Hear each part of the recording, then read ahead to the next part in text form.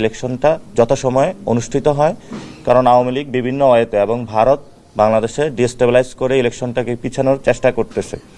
আসসালামু আলাইকুম প্রিয় সাংবাদিক ভাইরা এবং দেশবাসী, আমাদের কালকে দেশে একটা ইভেন্ট করতে যাচ্ছে এবং সামনে 3 তারিখে আরেকটি দল সমাবেশের ডাক দিয়েছে। সার্বিক বিবেচনায় এদিকে হাদি হত্যাকাণ্ড নিয়ে বিচার প্রক্রিয়া এখনো সম্পূর্ণ হয়নি বা খুনিদের বের করা যায়নি।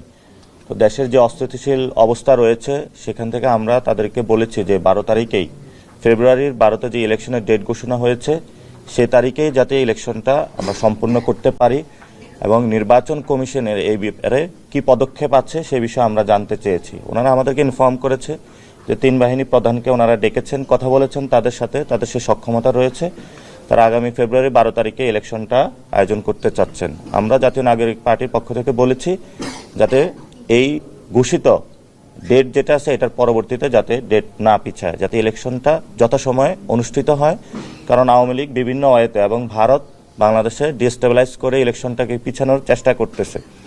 সেই ক্ষেত্রে যাতে ইলেকশন না পিছায়, যথাসময়ে ইলেকশন হয় সে বিষয়ে আমরা আজকে ইলেকশন কমিশনের কাছে জানতে চেয়েছি, তারা সেই বিষয়গুলো ব্যাখ্যা দিয়েছেন। দ্বিতীয় একটি বিষয় হলো, আজকে আমাদের কয়েকটি দেশ আমাদেরকে ফোন করেছিল যে প্রবাসী যে ভোটার নিবন্ধন সেখানে তারা কিছু জটিলতা টেকনিক্যাল প্রবলেম ফেস করতেছে। তো সেই বিষয়গুলো নিয়ে আমরা বলেছি 5 থেকে 6 দিন যদি আপনারা এটা বৃদ্ধি করতে পারেন তাহলে আমাদের যে প্রবাসী ভাইরা এখন নিবন্ধন করেছেন আমরা এটার আরও ডাবল মেরিটে ওনাদেরকে নিবন্ধন করতে সক্ষম হব। ওনারা এটা আশ্বাস দিয়েছেন, ওনারা এটা বাড়ানোর চিন্তা ভাবনা করছেন।